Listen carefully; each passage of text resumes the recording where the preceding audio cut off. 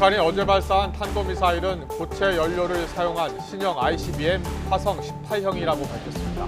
김정은 국무위원장은 시험 발사를 현장에서 참관한 뒤에 핵 반격 태세의 효용성을 급진전시키게 될 것이라고 강조했습니다.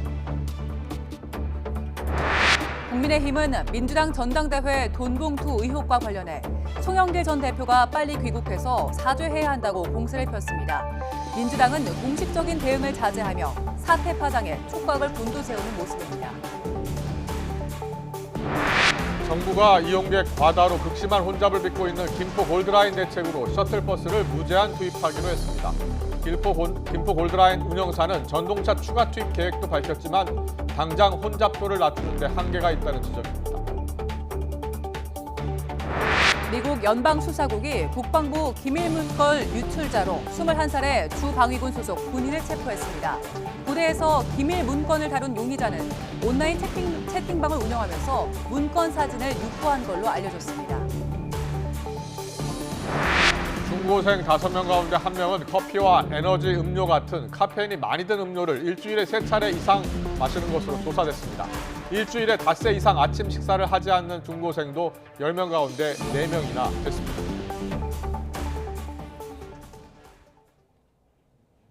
더 뉴스 이어갑니다. 북한이 어제 발사한 미사일은 고체 연료 엔진을 이용한 신형 대륙간 탄도미사일 ICBM 화성포 18형이라고 주장하며 관련 영상을 공개했습니다. 조선중앙TV가 공개한 영상을 보면 해당 미사일은 다른 ICBM과 달리 발사관에 들어있다가 발사됐는데 발사 후 점화 방식인 콜드론치 방식으로 발사된 걸로 보입니다. 또 평지가 아닌 산과 저수지로 추정되는 곳 부근에서 발사됐는데 액체 연료를 쓰며 평지에서 주로 발사되던 다른 ICBM과 달리 기습 공격 능력을 과시하기 위한 걸로 풀이됩니다. 시험 발사를 지도한 김정은 국무위원장은 적들에게 더 분명한 안보 위기를 체감시킬 때까지 치명적이고 공세적인 대응을 가해 극도의 불안과 공포에 시달리게 할 거라고 위협했습니다. 국방부는 어제 북한의 화성 18형 시험 발사는 고체 연료 방식의 장거리 탄도미사일을 개발하기 위한 중간 단계의 시험 발사로 체계 개발 완성까지는 추가적인 시간과 노력이 필요한 수준으로 평가했습니다. 그러면서 북한이 발표한 기술들은 새로운 것이 아니라 탄도미사일 개발 과정에서 거쳐야 하는 통상적인 요소로 우리는 이보다 더 효율적이고 첨단화된 방식의 고체 추진 탄도미사일 기술을 보유하고 있다고 강조했습니다. 또 일각에서 킬체인 무력화에 대한 우려가 나오는 것에 대해 우리 군은 한반도에 대한 북한의 미사일 위협에 대해 탐지와 타격, 방어할 수 있는 능력을 보유하고 있다면서 기우라는 입장을 밝혔습니다. 미국 연방수사국 FBI가 국방부 기밀문건 유출자를 붙잡았습니다. 메릭 갈런드 법무부 장관은 긴급 브리핑에서 국방 기밀 정보를 허가 없이 반출, 소지, 전파한 혐의로 21살 잭 테세이라를 체포했다고 밝혔습니다. 장갑차를 동원한 무장 FBI 요원들은 매사추세츠 노스다이튼에 있는 자택을 수색해서 테세이라를 체포했습니다. 테세이라가 운영한 대화방은 주로 총기와 게임 등을 주제로 했고 20명에서 30명이 참가한 걸로 전해졌습니다. 지난 대선 과정에서 허위 발언을 한 혐의로 기소된 이재명 민주당 대표가 4번째 재판에 출석해 증인으로 나서 유동규 전 성남도시개발공사 기획본부장과 다시 마주했습니다. 이 대표는 서울중앙지방법원에서 열린 공판에 출석하면서 고 김문기 전 처장을 정말 몰랐는지 등을 묻는 취재진의 말에 아무런 답을 하지 않았습니다. 지난 재판에 이어서 다시 증인으로 출석한 유 전 본부장은 이 대표가 성남시장 재선 이후 임기 안에 대장동 사업이 착공할 수 있게 일정을 맞추라고 지시해서 김 전 처장이 여러 차례 관련 보고를 들어갔다고 주장했습니다. 또 김 전 처장이 이 대표를 존경했고 함께하는 걸 좋아했다며 달면 삼키고 쓰면 뱉는 게 이들의 인간관계인 건지 모르겠다고도 덧붙였습니다. 이 대표는 재작년 12월 언론 인터뷰에서 대장동 개발 실무를 맡았던 고 김문기 전 처장을 몰랐다고 언급해 허위 사실을 공표한 혐의 등으로 재판을 받고 있습니다. 우리나라의 올해 경제 성장률을 하향 조정한 국제통화기금 IMF가 그 이후로 반도체 업계의 상황과 내수 둔화를 꼽았습니다. 크리슈나 스리니바산 IMF 아시아태평양 국장은 기자회견에서 우리나라의 성장률을 낮춘 요인 가운데 하나는 예상보다 나쁜 세계 반도체 사이클이라고 말했습니다. 또 코로나19 사태로 인한 소비 둔화와 긴축 정책 등이 내수를 약하게 만들었다고 평가했습니다. 앞서 IMF는 지난 11일 발표한 세계 경제 전망에서 우리나라의 올해 성장률을 1.5%로 전망했습니다. 전국경제인연합회 산하 한국경제연구원은 미국 반도체법 보조금 신청 요건에 4대 독소 조항이 있다면서 완화가 절실하다고 지적했습니다. 특히 미국의 도감청 의혹이 일고 있는 상황에서 미국 국방부 같은 국가안보기관의 시설 접근을 허용하면 영업비밀 유출 우려가 있다는 설명입니다. 이승윤 기자입니다. 지난해 8월 최대 25% 투자세액 공제를 포함해 미국 내 반도체 산업을 지원하는 520억 달러 규모의 미국 반도체법이 발효됐습니다. 삼성전자 등 글로벌 반도체 기업들은 경쟁적으로 미국의 생산시설 투자 계획을 발표했습니다. 하지만 전국경제인연합회 산하 한국경제연구원은 4대 독소 조항에 대해 우려를 제기했습니다. 첫째, 반도체 생산시설에 미 국방부 등 국가안보기관의 접근을 허용하면 기술과 영업비밀 유출 가능성이 크다는 겁니다. 둘째, 보조금을 받는 반도체 기업이 예상보다 많은 이익이 발생하면 보조금의 최대 75%를 미국 정부와 공유하는 건 투자 경제성을 하락시킬 것이란 지적입니다.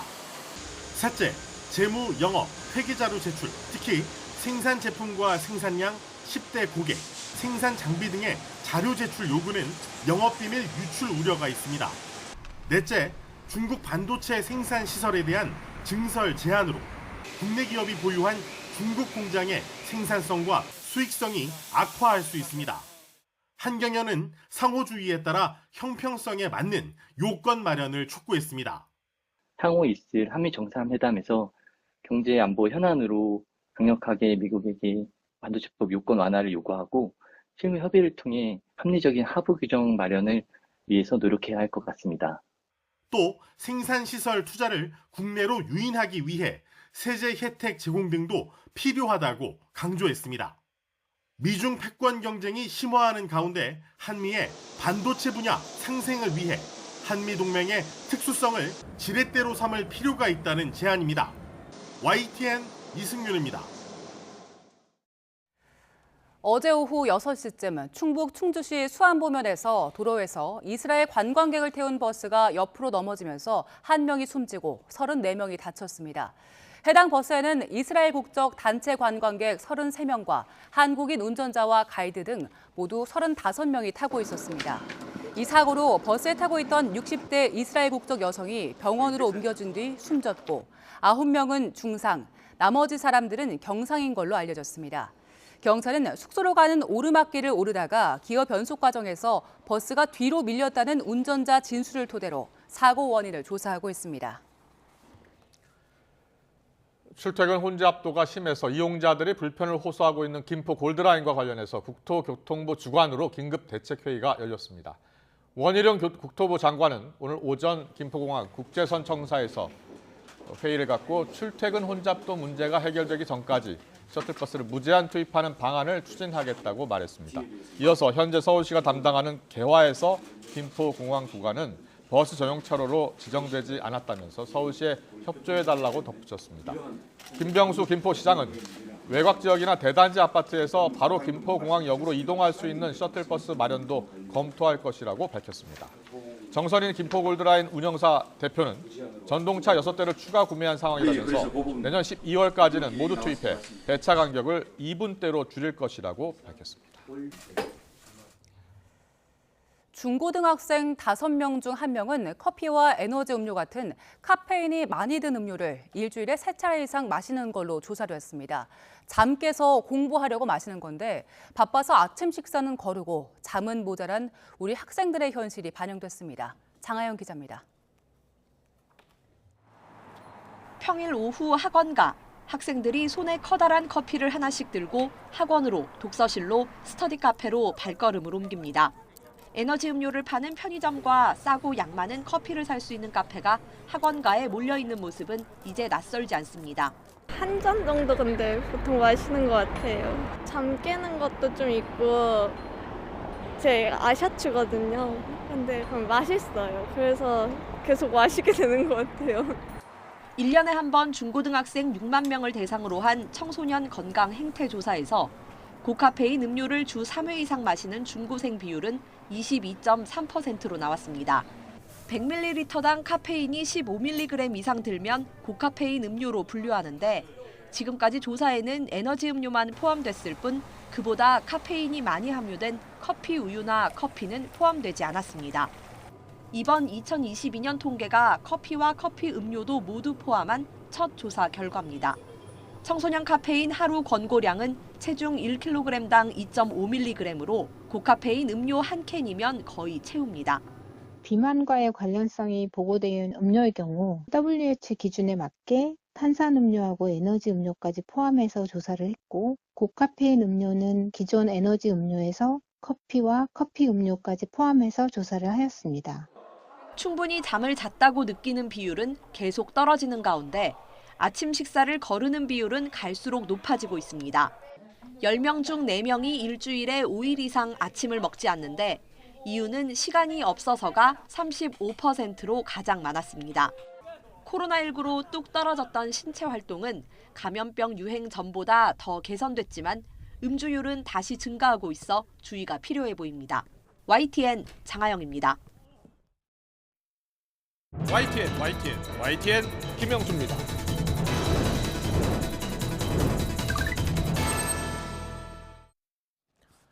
민주당 전당대회에서 돈 봉투가 뿌려졌다는 의혹과 또 음성 파일이 언론에 보도되자 팔에 머물고 있는 송영길 전 대표는 이정근 전 사무부총장의 개인적인 일탈 행위에 도의적인 책임을 느낀다면서도 검찰이 정치 행위를 하고 있다면서 강하게 반발했습니다.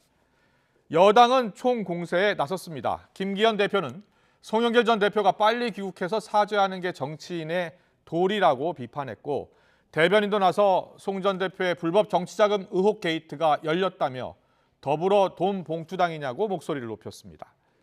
민주당은 검찰의 수사 시점과 그 의도를 의심하고 있습니다.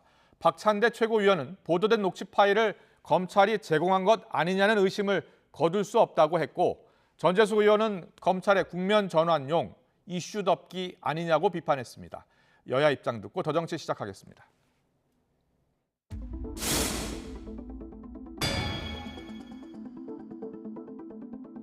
아니 후보로 뛴 사람이 자기의 핵심 측근 그리고 당선된 다음에 사무총장을 사무부총장으로 시킨 사람이 무슨 짓을 했는지 모른다.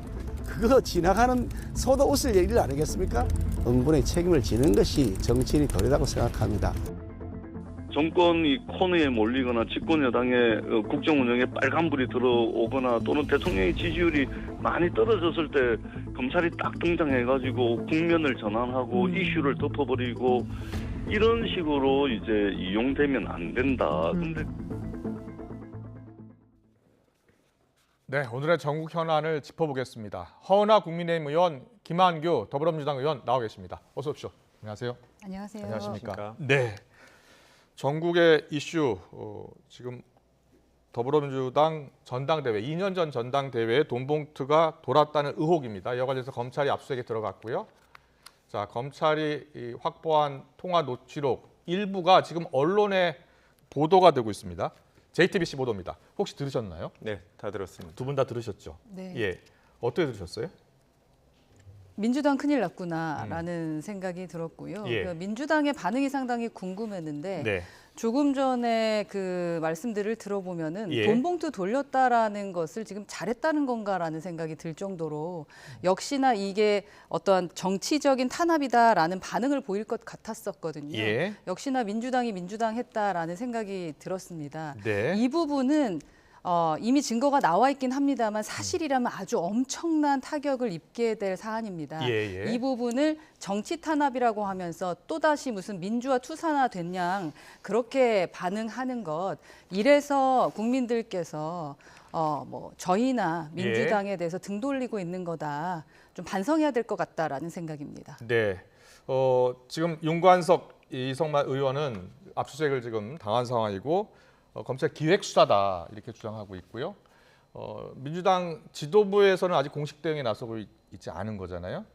우리 변호사 출신이시니까요. 네. 어떻게 보고 계세요? 지금 상황을? 뭐 참담하죠, 사실. 뒤숭숭한 분위기인 건 맞고요. 예. 다만 공개적으로 의원들이 얘기를 하지 않는 이유는 일단 관련된 두 분이 사실이 아니라고 되게 강하게 반발하고 있기 때문에 예. 동료된 입장에서 저희가 사실관계를 확인하지 아직 못한 상황에서 일단은 좀 지켜보고 있습니다. 네. 그래서 오늘 최고위원회에서도 대부분의 분들은 거의 얘기를 하지 않았고 박찬대 의원 한 분만 국면 전환용 수사 아니냐라고 네. 얘기를 했습니다만 당 전체에서는 일단 수사 결과를 좀 지켜보자 이렇게 조심스러운 분위기입니다. 네, 수사 결과를 좀 더 지켜보자. 김기현 대표는 이제 송영길 전 대표를 겨냥했습니다. 2년 전 전당대회에서 송영길 전 대표가 당선이 됐죠. 당대표 선출이 됐는데 당시에 이제 홍영표 의원과 35.6 대 35.01 아주 박빙의 승부가 있었거든요. 펼쳐졌었거든요. 그러면서 이 녹취록 내용 중에 뭐 이런 내용이 있습니다. 윤관석 의원이 5명이 빠졌더라고. 오늘 빨리 그래야 회관 돌아다니면서 만나서 처리하거든. 이런 내용이 들어 있어요. 이 녹취 내용에 대해서 박지원 전 대표는 뭔가 합리적인 의심이 든다 이런 표현을 하더라고요. 자, 어떻게 보셨어요?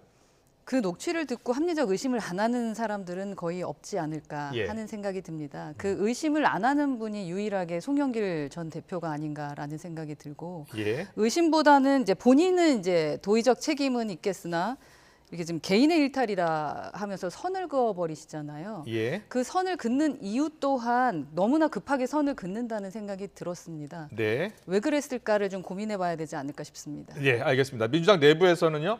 여러 가지 목소리가 나오고 있는데 파리에 체류 중인 송영길 전 대표가 들어와서 조사를 받는 모습도 보여야 하는 것 아니냐는 그런 목소리도 나왔습니다. 당내 다양한 목소리 듣고 오겠습니다.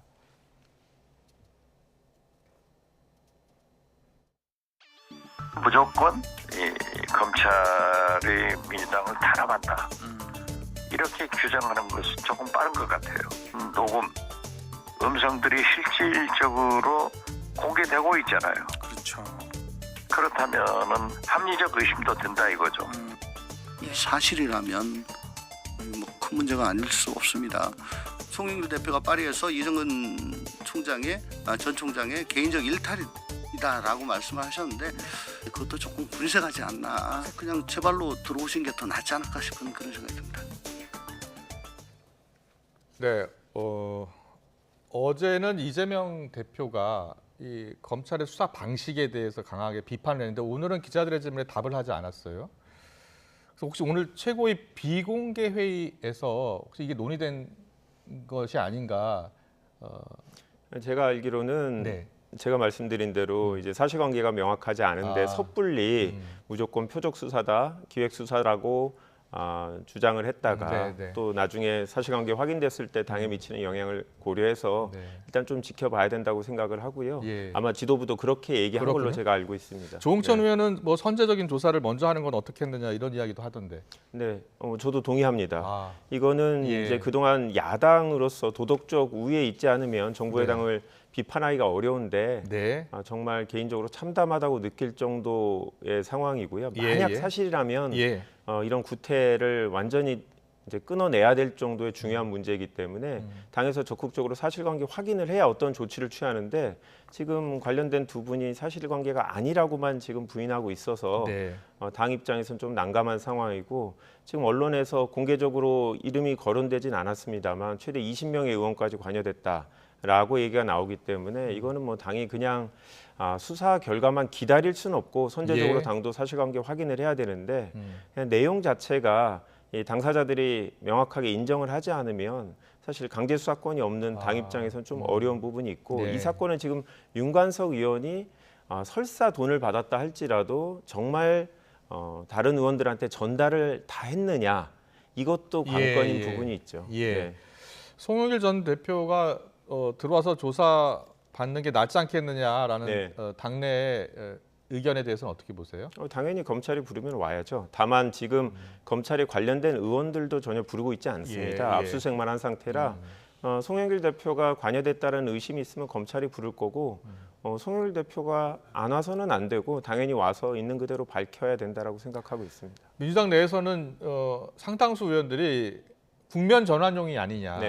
그러니까 여러 가지 국정 운영에 빨간불이 켜졌을 때 검찰이 수사 자료나 네. 수사를 꺼내서 위기를 좀 돌파하려는 것 아니냐 이런 시각이 많더라고요. 그렇게 보세요? 그런 부분은 분명히 있죠. 이정근 전 사무부총장이 구속된 게 6개월이 넘었는데 네. 이제야 관련된 사실이 드러났다. 다른 사건들도 물론 있었지만 충분히 그 전에 미리 공개할 수 있었을 텐데 네. 굳이 이 시점에 공개한 거는 그런 국면 전환용 기획 수사인 건 맞겠지만 네, 네. 설사 그렇다 할지라도 저희가 사실관계가 맞다라고 하면 또 수사 자체를 부인할 수는 없겠죠. 오늘 나온 갤럽 여론조사를 보면서 좀 더 이야기 더 나눠보겠습니다.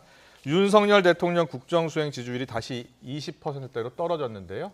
자, 지지율 보여주시죠. 이게 5개월 만에 20%대로 떨어진 겁니다. 네, 지금 부정평가도 4%포인트 올랐고요. 긍정평가는 4%포인트 떨어졌습니다. 정당 지지율도 볼까요? 예, 정당 지지율도 변화가 있는데요. 더불어민주당은 3%포인트 올랐고요. 또 국민의힘은 1%포인트 떨어졌습니다. 네, 보이시죠? 그런데 오늘 전재수 의원이 대통령의 지지율이 많이 떨어졌을 때 검찰이 딱 등장을 한다 이런 네. 표현을 했는데 오늘 갤럽 여론조사가 딱 나왔는데 5개월 만에 최저치로 떨어진 겁니다. 어떻게 보세요? 국면 전환용 아니냐라는 의심을 지울 수 없다. 민주당의 생각입니다. 그러니까 말도 안 되는 접근이라고 저는 생각합니다. 예. 그러니까 윤 정부의 문제점이라던가 지지율이 떨어지는 그 배경에 대해서는 그대로 분석을 하면 되는 것이고 네. 본인들의 그 돈봉투 문제가 일어난 것하고는 사실 별개죠. 예. 그 별개의 것을 자꾸 연관시키면서 하기 때문에 정치 혐오가 생기는 것이다라는 생각을 하게 됩니다. 예. 왜 민주당의 지도부가 그렇게밖에 못할까라는 생각을 하면은 지금 이재명 대표 자체도 사실은 자신의 수사에 대해서 여러 가지 문제들을 지금 감추고 있거나 뭐 의원들이 도와주는 부분들이 있었잖아요. 예를 들면 뭐 압수수색했을 때도 문제가 있었고 체포동의안에 대해서도 있었고 그 부결이라던가 소환을 거부한다거나 여러 가지 그 이중잣대의 문제에 좀 당면하게 될 거라는 생각 때문에 예. 그것을 다시 또 윤 정부로 핑계거리를 돌리는 것이 아닌가. 그럼 어떤 이유 때문에 대통령 지지율이 이렇게 떨어졌다고 보세요? 그러니까 기본적으로 누구보다도 이렇게 27%의 지지율이 나올 예. 때 속 아프고 마음 아픈 건 저희 당입니다. 예. 네, 그런데 거기다가 불 지르면서 본인들의 잘못을 인정하지 않는 것 이것이 아마도 민주당과 국민의힘이 지지율이 못 올라가는 부분일 테고요. 네. 윤석열 대통령의 국정수행 지지율이 지금 27%로 떨어지는 배경은 저는 우선은 중수청이 등을 돌렸고 네. 그리고 보수 텃밭에서 아주 큰 걱정들을 하고 계시는 것이 이 예. 지지율을 보면은 나타나는 것 같습니다. 저희가 성향별 그 안에서도- 직무 긍정률도 보여드릴게요. 네. 거기 보면 보수층에서는 54%, 중도층에서는 18%, 진보층은 7% 지지에 그쳤더라고요. 근데 보통은 이제 총선 1년밖에 남지 않았는데 중도의 표심을 잡아야지 승리한다. 여야 모두 그렇게 생각하고 있는 거 아닙니까? 그렇게 생각합니다만 네. 아직은 중수청, 그러니까 중도와 수도권이라던가 청년들의 마음을 잡기에는 아직 중수청 이렇게 아직은 조금 부르시는군요. 부족하다. 지금은 등을 돌리고 계신 상황인 것 같다. 저희가 27% 나오는 데는. 네. 그리고 또한 보수 텃밭에서도 그 지지율이 많이 떨어졌습니다. 예. 그 이유는 저희를 너무나 걱정하고 계시다는 거거든요. 예. 그렇다면 우리가 어떻게 해야 되느냐라는 부분에 대한 생각을 해야 되고 네. 저는 그 이유 중에 하나가 저희 숫자로도 보면은 외교 부분을 뺄 수 없을 것 같습니다. 네. 근데 이 외교에서도 저는 김태호 1차장의 태도가 아주 큰 문제가 되고 있다라고 생각하거든요. 예, 김태호 1차장이요. 예, 그 악의적 도청은 없었다라는 조금 말장난 같은 진솔하지 못한 답변 때문에 저희가 얼마나 큰 민폐, 그 국민의힘에 대통령의 얼굴에 민폐를 끼쳤다라고 생각 좀 해야 될 것 같고요. 외교 측면에서도 네, 그렇고. 경험이 있고 능력자라면 겸손해야 합니다. 네. 더 겸손하게 능력자의 모습을 보여주신다면 외교 측면에서 지지율이 더 올라가지 않을까. 올라갔어야 한다. 네. 그럼에도 불구하고 태도에서 진솔한 면이 좀 부족했다라고 생각합니다. 허나 위원의 분석을 들었고요. 이제 김학규 위원의 분석을 들어보겠습니다. 자, 민주당 분석입니다.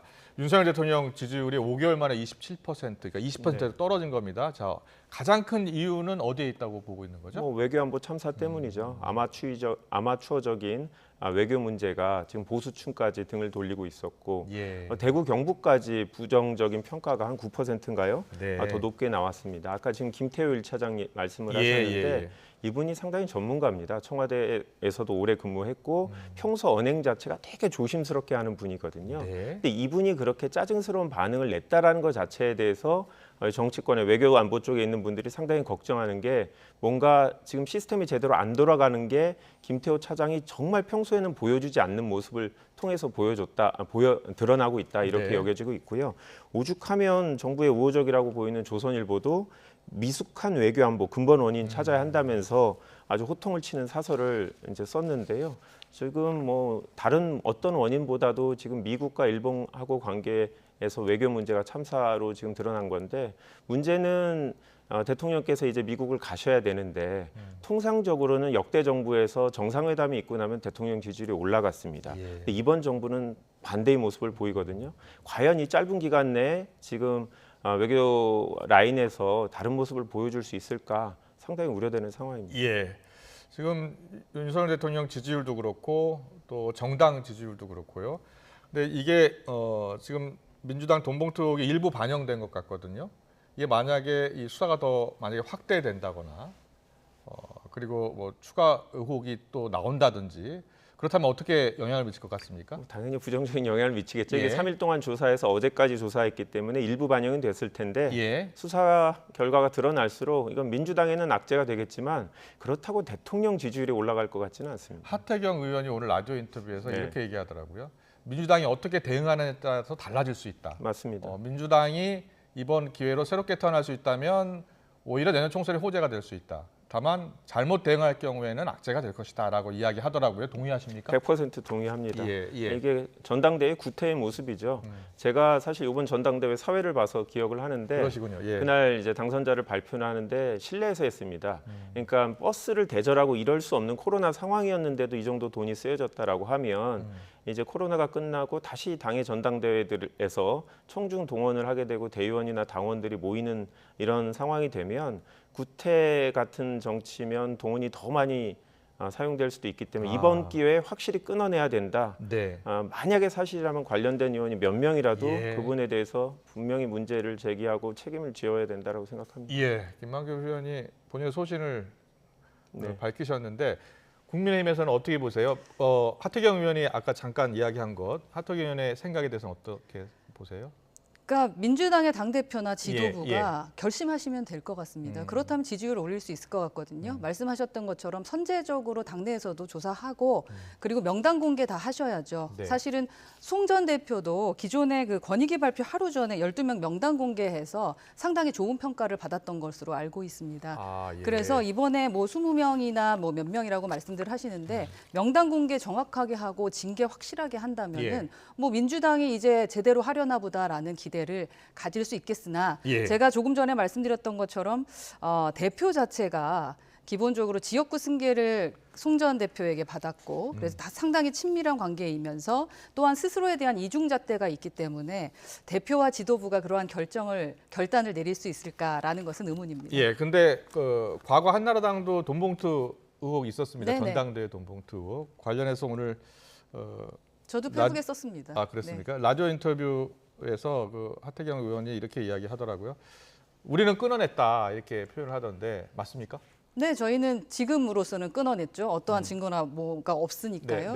그리고 그때 2008년도인가 6년도였을 겁니다. 그때 민주당에서 저희를 엄청나게 공격하면서 뿌리부터 근본을 다 찾아내라라는 말씀하셨었거든요. 그러니까 저희에게 지적했었던 그대로를 지금의 민주당에게 돌려드릴 테니까 그대로 실행하시면은 뭐 민주당 지지율은 올라갈 것 같습니다. 알겠습니다. 민주당 지도부가 과연 어떤 결정을 내릴지는 좀 더 지켜보면 될 것 같고요. 수사 상황도 이제는 수사 단계고요. 또 당사자 또 민주당 의원들은 기획수사다고 강력히 부인하고 있는 상황입니다. 계속해서 국민의힘 상황 들어가겠습니다. 안팎으로 지금 조금 시끄럽습니다. 국민의힘 정광훈 목사를 둘러싼 당내 논란과 관련해서 당 지도부를 비판해왔던 홍준표 대구시장이요.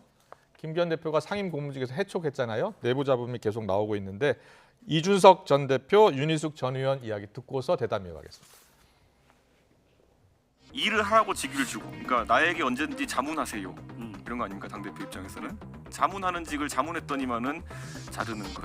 김기현 대표의 단독 판단이냐? 뭐 이런 어떤 물음표가 붙는 어떤 보도도 있던데 어떻게 보세요?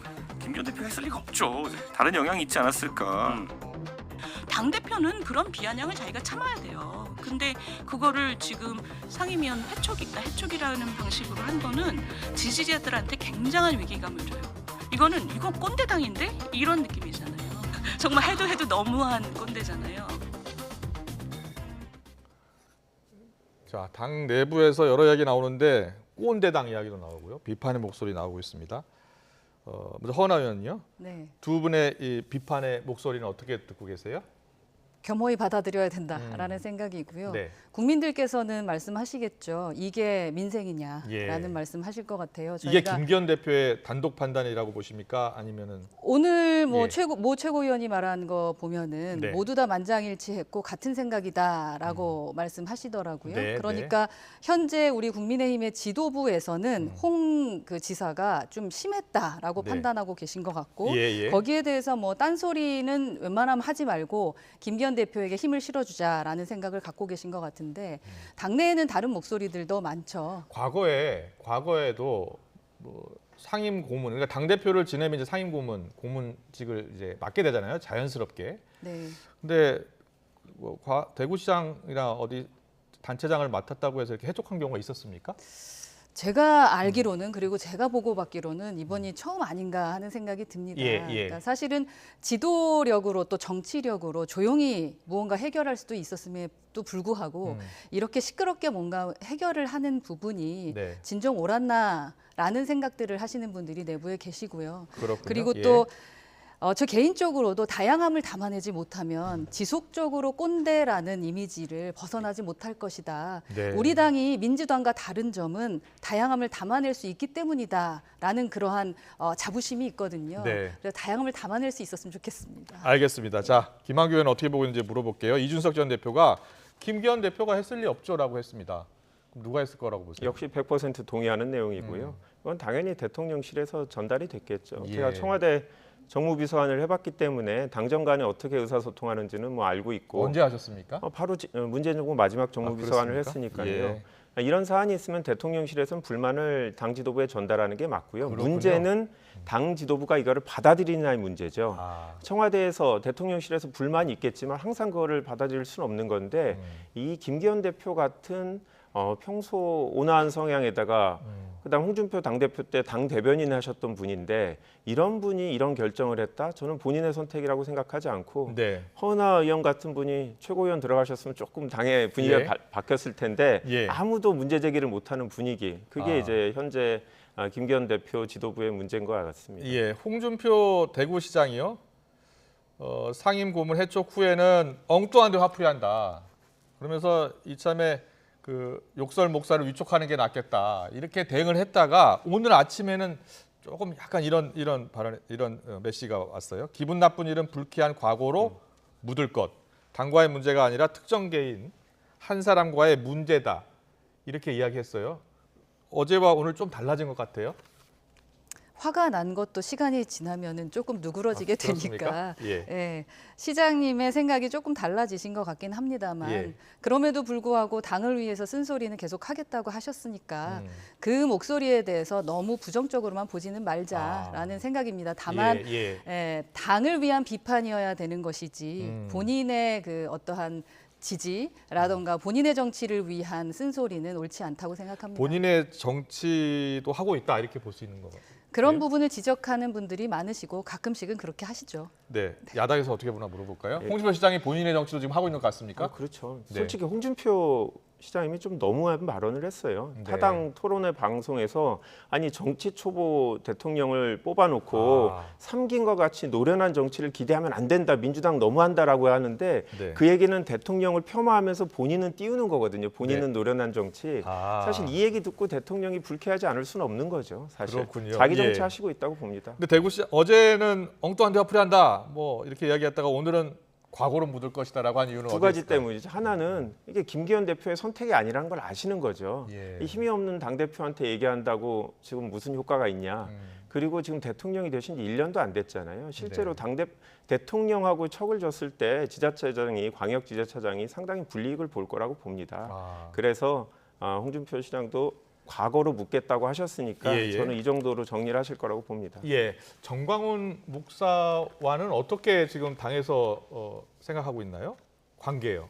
정광훈 목사의 전혀 관계가 없다라고 다들 말씀하고 계시고 뭐 그러니까 전 그냥 그걸 믿으려고 합니다. 그렇다면은 말과 행동이 일치해야 되는 거니까 그 말과 행동이 일치해 보이지 지금 않아서 당에서는 끊어내려고 하는 거죠. 네, 끊어내려고 말은 하고 있고 그러나 그 행동에 대해서 국민들께서 지적하고 계시는 부분이라서요. 조금만 더 지켜봐 주십시오. 확실하게 끊으려고 하는 것 같긴 합니다.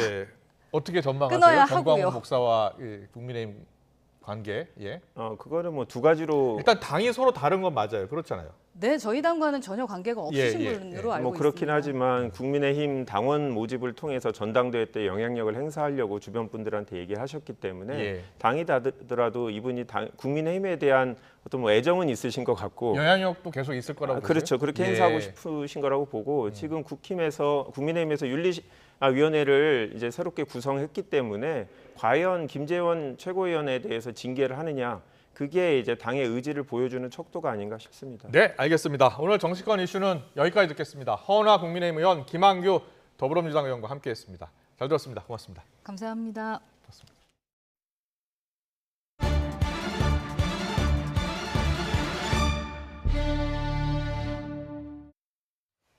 술에 취해 아버지를 폭행하던 친오빠를 흉기로 찌른 40대 여성이 경찰에 붙잡혔습니다. 서울 중랑경찰서는 살인미수 혐의로 40대 A씨를 체포해 조사하고 있습니다.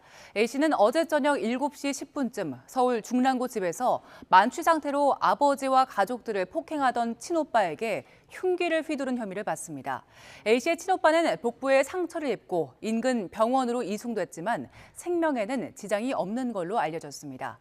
경찰은 친오빠의 가정폭력이 상습적으로 이루어졌는지 등을 포함해서 정확한 사건 경위를 조사할 예정입니다. 또 A씨에 대해 구속영장을 신청할지도 검토할 방침입니다. 최근 9살 배승아 양이 대낮에 어린이 보호구역에서 음주운전 차량에 목숨을 잃는 등 낮 시간대 음주운전 사고가 잇따르면서 경찰이 특별 단속에 나섰습니다. 윤익은 경찰청장은 오늘 음주운속 단속 현장을 찾아 음주운전이 발붙일 수 없는 분위기를 조성하겠다고 밝혔습니다. 경찰은 앞으로 주간과 야간을 가리지 않고 전방위적으로 음주 단속을 실시하는 건 물론이고 산과 관광지 주변 또 주택가 어린이 보호구역으로 단속 장소를 넓힐 계획입니다. 또 나들이철과 방역 해제가 맞물리면서 사회적 경각심이 느슨해진 걸로 보고 다음 달 31일까지 7주 동안 특별 단속을 실시할 방침입니다. 법원 공무원이 만취 운전을 해서 상해를 입혔는데 1심에서 유죄를 받고도 승진한 걸로 YTN 취재 결과 확인됐습니다. 징계는 사건 8개월 뒤 승진하고 뒤늦게 내려졌습니다. 이준엽 기자가 취재했습니다. 서울 구로구에 있는 3차선 도로입니다. 지난해 8월 11일 자정쯤 40대 A씨가 운전하던 승용차가 이곳에서 신호를 기다리던 택시를 들이받았습니다. 택시 기사와 승객은 목뼈를 다쳐 나란히 전치 2주 상해를 입었습니다. 목동역에서 이곳까지 7km를 운전해온 A씨는 당시 혈중 알코올 농도가 면허 취소 수치의 2배가 넘는 만취 상태였습니다. 알고 보니 해당 지역을 담당하는 서울 남부지방법원의 일반직 공무원이었던 A씨. 음주운전과 음주운전 치상으로 기소돼 같은 해 12월 자신이 일하던 법원에서 벌금 1,200만 원을 선고받았습니다. 법원 공무원 징계 양정 등에 관한 예규를 보면 술을 마시고 운전한 경우 참작할 공적이 있어도 감경 없이 무조건 징계하도록 돼 있습니다. 또 음주운전으로 사람도 다치게 했다면 최소 정직에서 해임까지 중징계가 내려집니다. 하지만 A씨는 징계를 받지 않았습니다. 대신 인천가정법원으로 근무지를 옮겼고 지난달엔 7급 주사보에서 6급 주사로 오히려 승진도 했습니다. 인사적체가 심한 법원 공무원 사회에서 6급 승진은 하늘의 별 따기로 불립니다. YTN 취재가 시작되자 인천가정법원은 승진의 부적절한 면이 있었다고 인정하면서 승진 경위를 감사하고 있다고 밝혔습니다.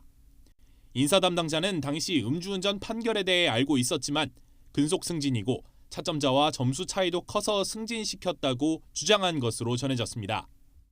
A씨는 결국 사건 발생 8달 만에야 정직 2개월 징계를 통보받았지만 이미 A씨의 직급은 한 계단 올라간 뒤입니다.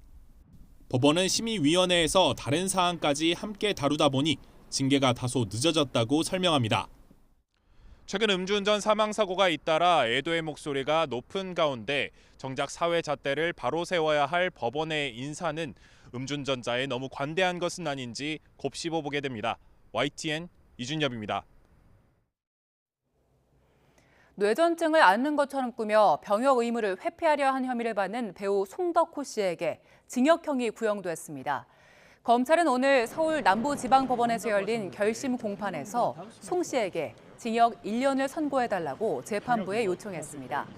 검찰은 송 씨가 브로커와 병역 면탈을 공모해 뇌전증을 앓는 것처럼 행세해서 4급 보충역 판정을 받았다고 지적했습니다. 다만 송 씨가 자백하는 점을 고려해 징역 1년을 구형했습니다. 송 씨는 재판을 마친 뒤 죄송하다며 선고 결과가 나오는 대로 바로 군에 입대할 예정이라고 밝혔고 검찰 구형에 대해서는 벌을 달게 받는 게 맞는다고 생각한다고 덧붙였습니다. 지난해 11월 강원도 인제 GOP에서 집단 괴롭힘을 당하던 김모 이병이 극단적 선택을 한 사건과 관련해 김 이병을 괴롭힌 걸로 드러난 부대원들이 검찰에 넘겨졌습니다. 강원경찰청은 최근 가해자로 지목된 8명 가운데 A 하사 등 4명을 초병 협박과 모욕, 강요 등의 혐의로 검찰에 송치했습니다. 경찰은 나머지 4명은 증거 불충분으로 불송치했고 송치된 피의자 중 일부는 혐의를 인정하고 일부는 부인한 걸로 전해졌습니다.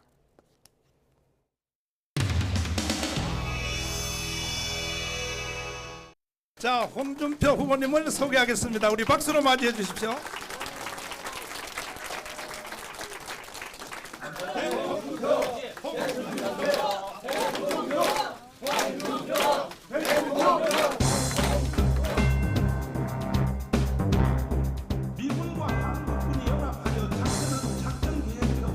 이 홍준표 대표님도 그분도 30년 정치하면서 수고를 많이 하셨죠.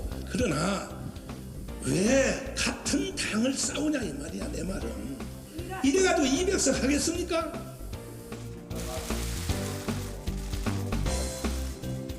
지금 정광훈 목사가 흘러 들어오는 얘기로 봐서는 20만 30만을 우리 당에 심어가지고 이 목사 소나귀에 우리 당이 인식되지는 그런 당이 돼서는 안 되겠다는 말씀입니다. 만일에 읍참 마속을 해야 되는 일이 발생했다. 이건 주저하면 안 됩니다. 단칼에 해치우지 않으면 앞으로 전진할 수가 없어요. 중진들 말씀 좀 얘기하고 있잖아요. 얘기 좀 합시다. 제가 잘 참고하겠습니다. 네, 됐습니까? 예. 우리 얘기 좀 해야 되는데 좀 빠지시면 안 될까요? 최근 우리 당 지도부를 두고 당 안팎에서 벌이는 일부 인사들이 과도한 설전이 도를 넘고 있습니다. 홍준표 시장 상임 고문직을 핵촉하셨죠. 예.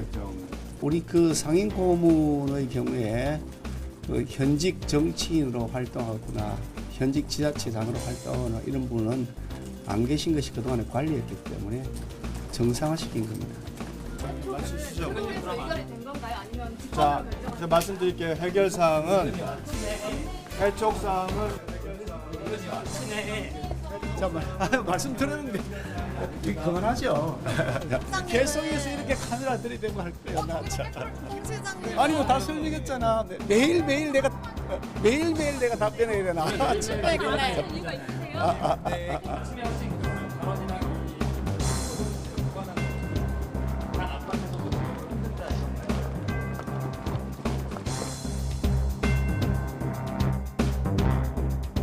김기현 대표한테는 좀 이렇게 이제 당의 발전을 위해서 제안이나 이런 부분 또 따로 하실 부분 있으십니까?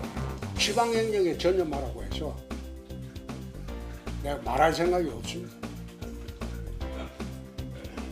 방향을 잘못 잡았지. 당에서 왜 나를 위축? 중앙정치에 관여해달라고 위축한 거야. 관여해달라고 해놓고 관여하지 마라 그러면 그거는 황당한 말이죠. 그러면 상고문을 해촉을 하고 대구시정에만 전념하고 뭐 그런 절차를 거치든지 그렇지 않습니까?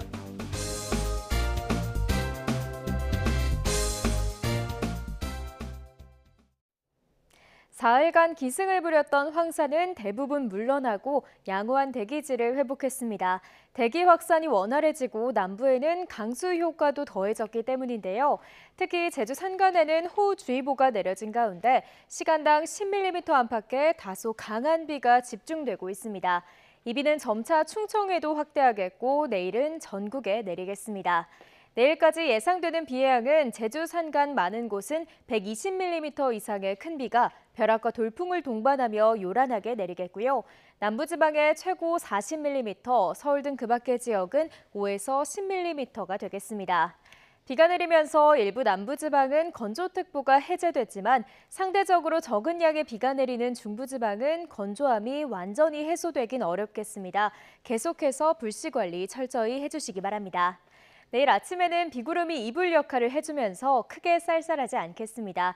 내일 서울 아침 기온 12도, 대전 11도, 대구와 창원은 13도가 예상됩니다.